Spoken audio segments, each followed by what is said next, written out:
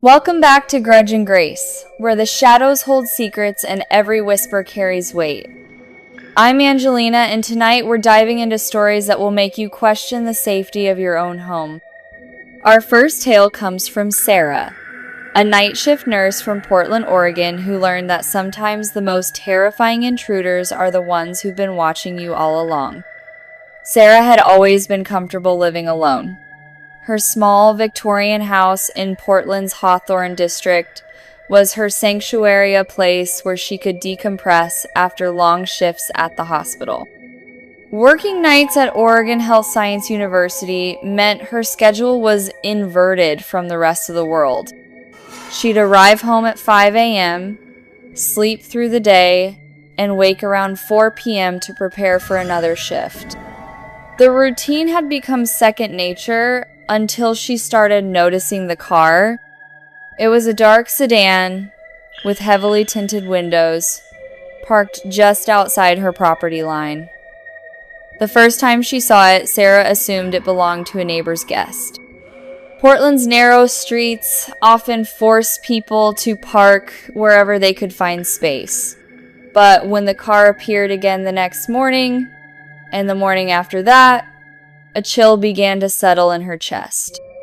Sarah tried to peer through the windows, but the tinting made it impossible to see inside.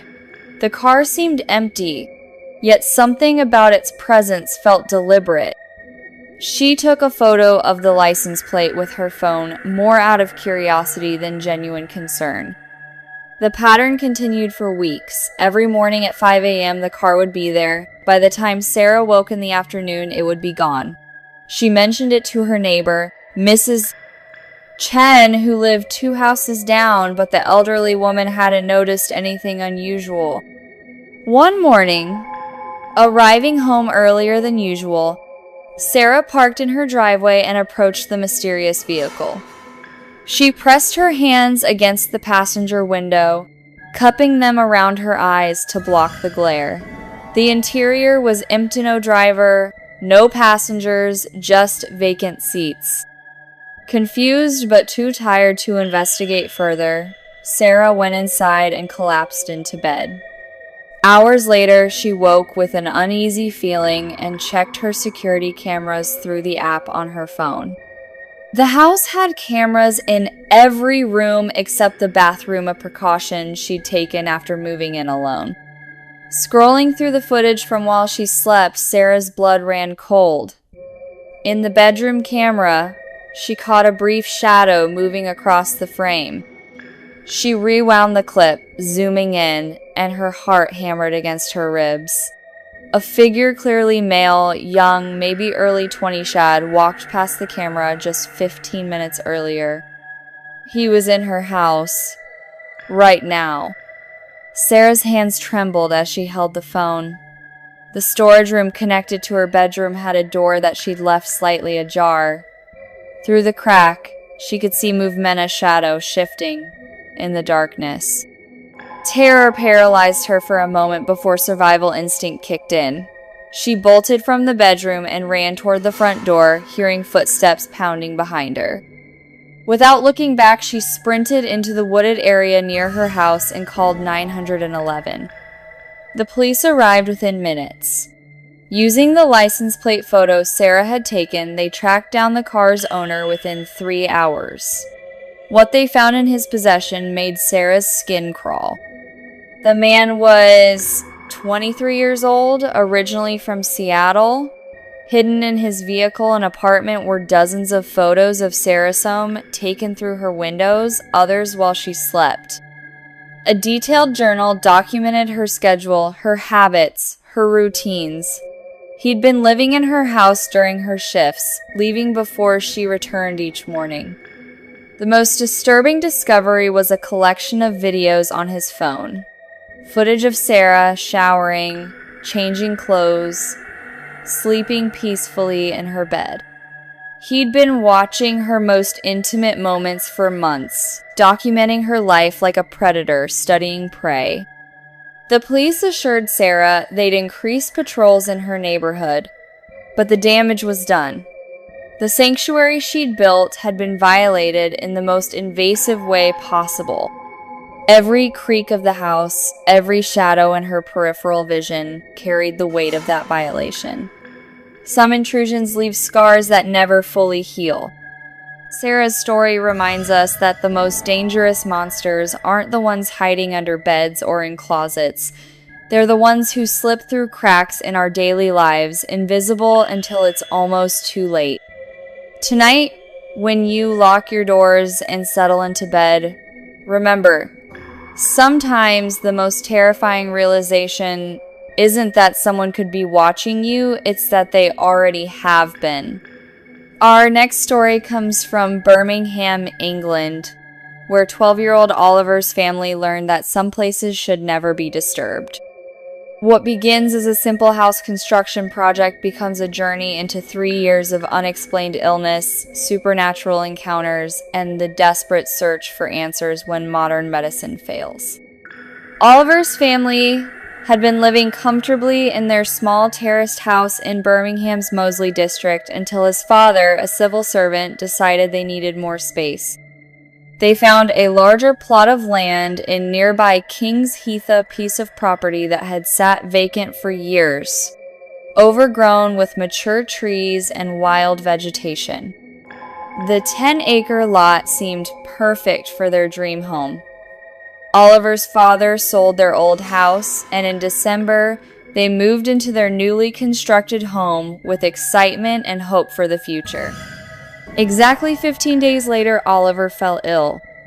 It started as a simple fever, but weeks passed with no improvement. The fever persisted, relentless and unexplainable. Oliver's parents took him to Birmingham Children's Hospital, then to private specialists, then to anyone who might have answers. Every test came back normal. Every doctor was baffled. 3 years. For 3 years, Oliver's fever never broke.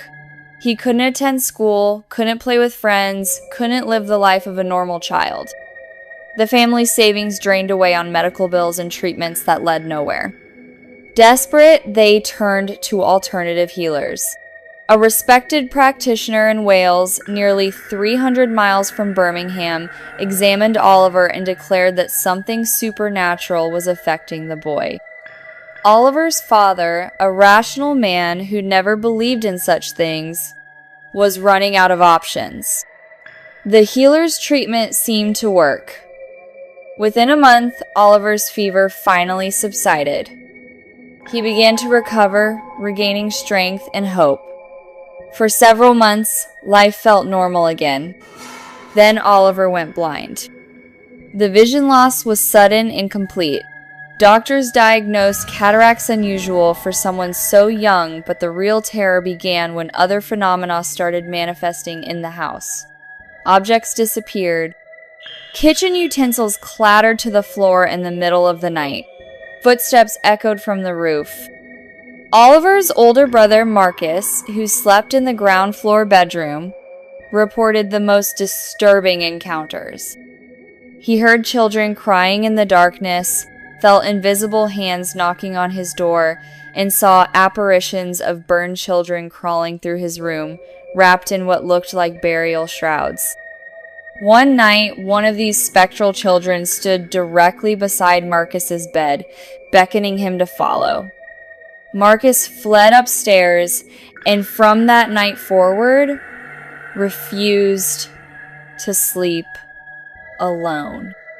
Despite his blindness, Oliver could see these entities clearly. 3 figures in burial shrouds would surround his bed each night, their eyes glowing red as they reached for him with skeletal hands. Sometimes they would physically pull him from his bed, their touch cold and impossibly strong. The family sought help from various spiritual advisors, but their condition seemed to worsen. One night, the entities didn't just appear, they seemed to possess Oliver entirely. His family watched in horror as their 12-year-old son levitated 3 feet above his bed, his body rigid and suspended in mid-air for several minutes before he collapsed unconscious. Finally, They found a spiritual healer in a village outside Birmingham who understood their situation. After examining Oliver without being told anything about their ordeal, the man explained that the land they'd built on had been sacred. When they cleared the trees and disturbed the earth, they'd awakened something that had been sleeping for generations.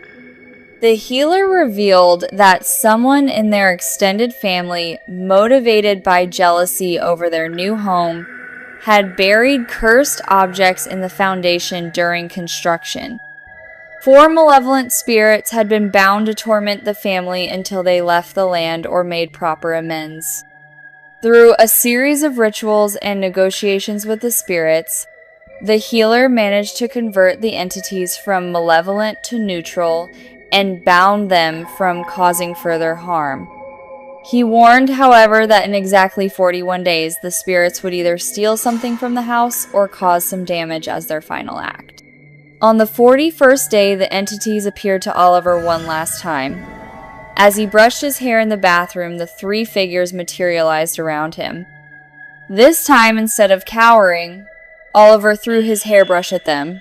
They vanished instantly and never returned. Though the major supernatural activity ceased, minor disturbances continued. Money would disappear, phones would go missing, and unexplained sounds would echo through the house. The family learned to live with these small intrusions, grateful that the worst was over. Oliver underwent multiple eye surgeries over the years. By 2023, when he turned 18, he'd regained about 20% of his vision. His recovery continues, but the experience left permanent marks on the entire family. Tonight's third tale comes from the connected houses of Thornbury, just outside Bristol, where the bonds of family became twisted by jealousy and dark magic. Sometimes the most dangerous enemies are the ones who share your blood, and sometimes the most innocent among us pay the highest price. The 3 houses stood in a row in Thornbury, their walls touching like old friends, sharing secrets. Robert lived in the middle house with his wife and children, flanked by his brothers' families on either side. Behind the houses stretched fields of green, peaceful and bucolic until darkness crept in from within their own bloodline. Robert's niece Emma was the light of the family. Every morning she taught Quran classes at the local mosque, and in the evenings she tutored children online. Her voice could be heard throughout the day, either teaching or reciting verses. She was devout, kind, and beloved by everyone who knew her. But Emma began to notice something disturbing. Wherever she walked after cleaning the house, drops of fresh blood would appear on the floor behind her. At first, she thought she might have cut herself without realizing it, but careful examination revealed no wounds. The blood appeared regardless, bright red and warm, trailing in her footsteps like a crimson shadow. The mystery deepened until one Friday evening when Emma was lighting the outdoor Fiera daily ritual during the colder months. She kept petrol in a metal can for this purpose, usually pouring just enough to ignite the kindling. But that evening, something went wrong. The petrol seemed to pour of its own accord far more than Emma intended. When she struck the match, the explosion was immediate and devastating. Flames erupted everywhere, catching the curtains, spreading across the yard. In the chaos, Emma didn't realize her own clothes had caught fire until the pain became unbearable. Her father and uncle rushed her to Bristol's main hospital, but the burns were too severe. After a week of fighting for her life, Emma died, leaving the family devastated and confused by the sudden tragedy. The nightmare, however, was just beginning. At Emma's funeral, as they lowered her body into the ground, her younger brother David began experiencing violent tremors. His neck jerked uncontrollably, his head snapping back and forth as if invisible hands were shaking him. The family assumed it was shock grief manifesting physically in the traumatized boy. But the tremors didn't stop. They grew worse, more violent, more frequent. David couldn't pray, couldn't eat, couldn't function normally. 6 of his cousins were needed to hold him down during the worst episodes, and even then he displayed supernatural strength that defied explanation. During one particularly severe episode, David's uncle approached from behind to help restrain him. David, or whatever was controlling him, struck backward with his head, connecting with such force that his uncle's vision blurred and he nearly lost consciousness. In a voice that wasn't his own, David threatened to break his uncle's neck. The family sought help from various sources, finally finding a spiritual healer in a village outside Bristol. The man examined their situation and delivered a chilling diagnosis. Someone in their own family had cast a powerful curse on Emma's household years earlier. The magic had been dormant, waiting for the right moment to strike. The jealous family member had buried cursed objects around Emma's house during its construction, binding malevolent spirits to the property. Emma's death hadn't been an accident. It had been the culmination of years of supernatural manipulation. Now those same spirits were tormenting David. The healer's treatment was as dramatic as the possession itself. For 7 days, the family had to recite the call to prayer throughout the house between sunset and evening prayers. During the first session, David's reaction was so violent that he tried to hide under mattresses, screaming and crying as if the sacred words were physically burning him. The battle for David's soul played out over weeks. Sometimes the spirits would speak through him, mocking the family's efforts. Other times, they would assault anyone who tried to help, using David's body as a weapon against his own loved ones. During one session, the healer managed to communicate directly with the possessing entities. They revealed that 3 different spirits had been bound to torment the family, and all 3 were ancient and powerful. Through a combination of spiritual warfare and negotiation, the healer managed to neutralize 2 of the spirits. The third proved more resistant. It had a particular hatred for David's older cousin Michael, and whenever Michael appeared, the spirit would retreat deeper into David's body, terrified of some power Michael seemed to possess. Finally, the healer performed a ritual that successfully expelled all 3 spirits, burning them out of David's body through sacred fire. The boy's recovery was gradual but complete, though the experience left him forever changed. The family later learned that the curse had been cast by a relative who resented Emma's family's happiness and prosperity. Jealousy had twisted love into hatred, and that hatred had consumed an innocent young woman and nearly destroyed her brother. David's story reminds us that sometimes the most dangerous monsters wear familiar faces. When jealousy festers in the human heart, it can transform ordinary people into agents of destruction. Emma's light was extinguished not by accident or fate, but by the deliberate malice of someone who should have protected her. In the end, the most terrifying curses aren't cast by strangers in dark alleys. They're whispered by those who know exactly where to aim their poison. Our 4th story takes us to Mumbai, where young Priya encountered something that challenged everything she thought she knew about the world. Some sights are meant only for certain eyes, and some trees hold secrets that span generations. Priya's family had moved to a new neighborhood in Mumbai when her uncle got married. Their old apartment had become too small for the growing family, so her father purchased a house in an older part of the city. The house was ancient by Mumbai standards, with a central courtyard surrounded by rooms that had housed generations of families. From their courtyard, Priya could see a peepal tree that grew beside a small temple on their street. The tree was massive, its roots twisting deep into the earth, its branches reaching toward the sky like ancient fingers. During the day, it provided shade for worshippers. At night, it became something else entirely. Priya was only 7 years old when she first saw them. It was past midnight when she woke, needing to use the bathroom. Her mother always accompanied her on these late-night trips, a comfort that made the darkness less frightening. But as they returned to their room, Priya glanced toward the peepal tree and stopped dead. The entire tree was alive with light. Not electric light or fire, but something organic and pulsing.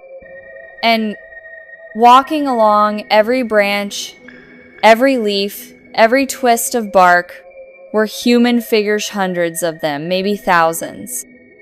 They moved with purpose, each one glowing with that same ethereal light, creating a procession of souls that spiraled up and down the ancient tree.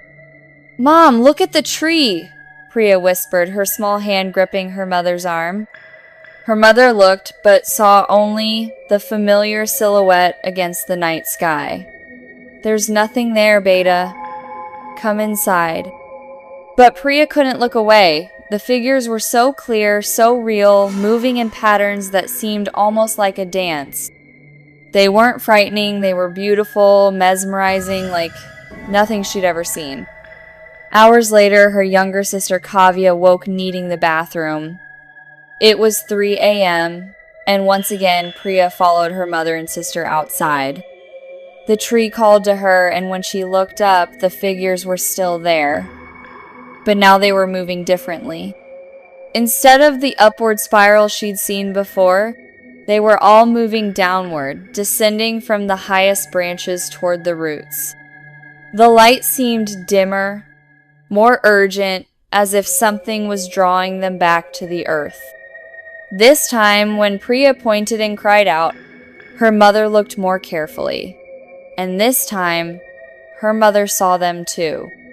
They stood together in the courtyard, mother and daughter, watching the impossible procession of lights descend through the sacred tree. Her mother's face went pale, and she quickly ushered both children inside, reciting prayers under her breath.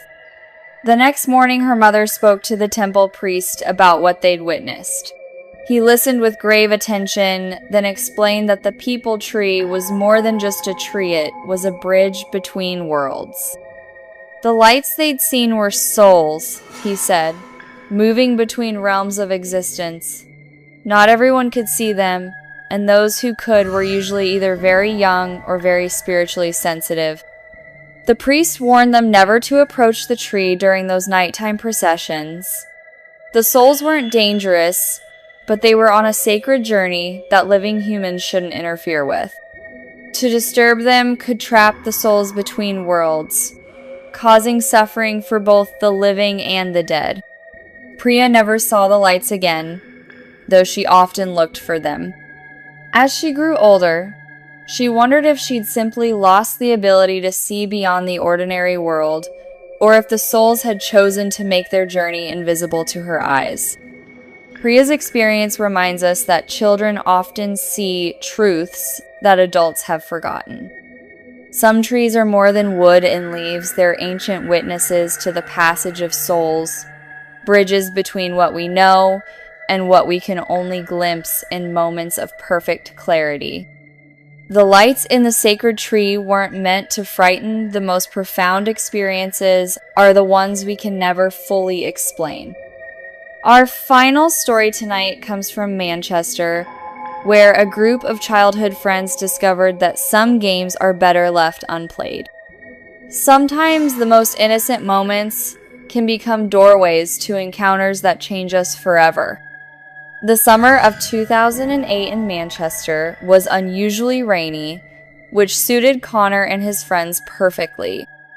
They were all around 12 years old. Connor, Owen, James, Marcus, and 3 other boys from their neighborhood. Rainy nights meant adventure, meant running through empty streets with the kind of freedom that only childhood can provide. Their parents had one rule: stay on their street. The narrow residential road in their part of Manchester was safe enough for late night play, but beyond it lay areas where children shouldn't wander after dark. On this particular night, rain had been falling since noon. creating perfect conditions for their favorite activity, splashing through puddles and dancing in the downpour.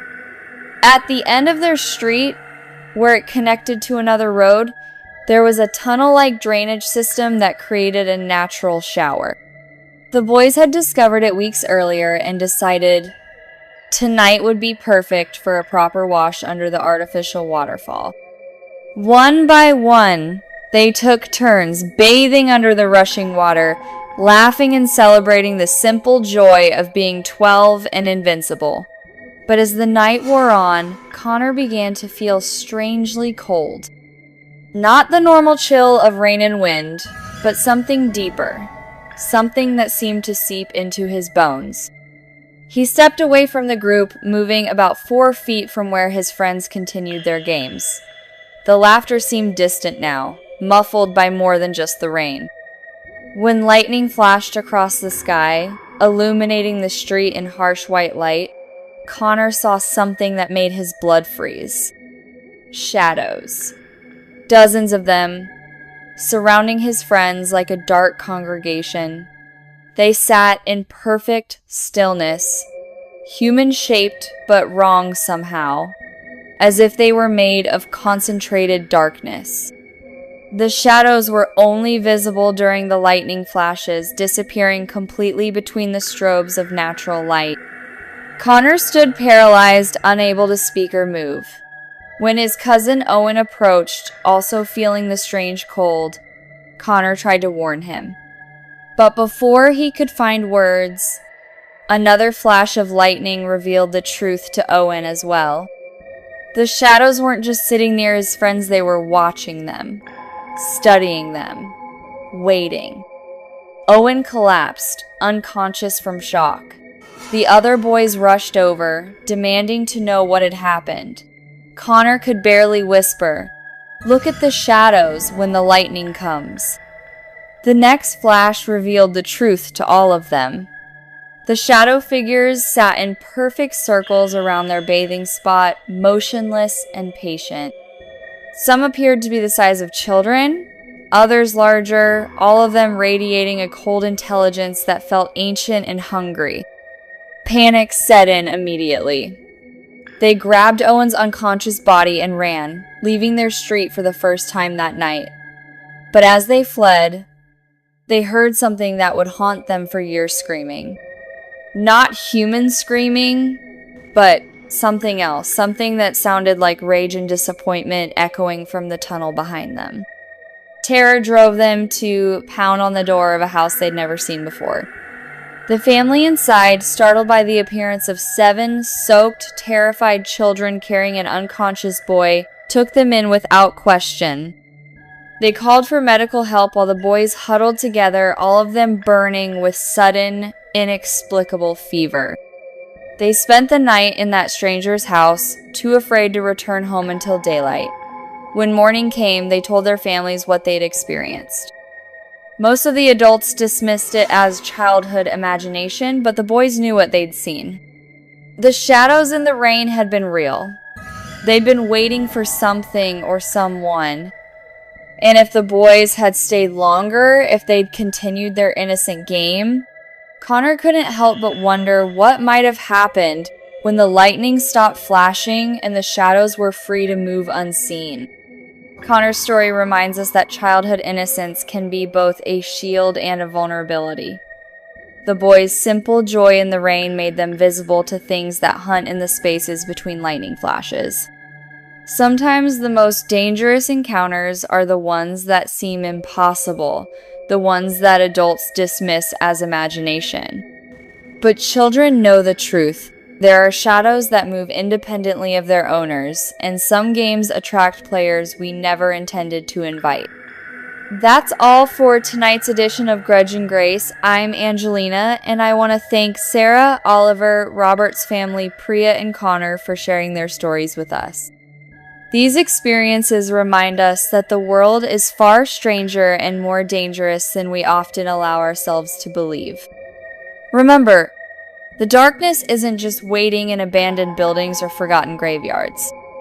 It's in the spaces between our daily routines, In the moments when we feel most secure, in the familiar places where we least expect to find it. Until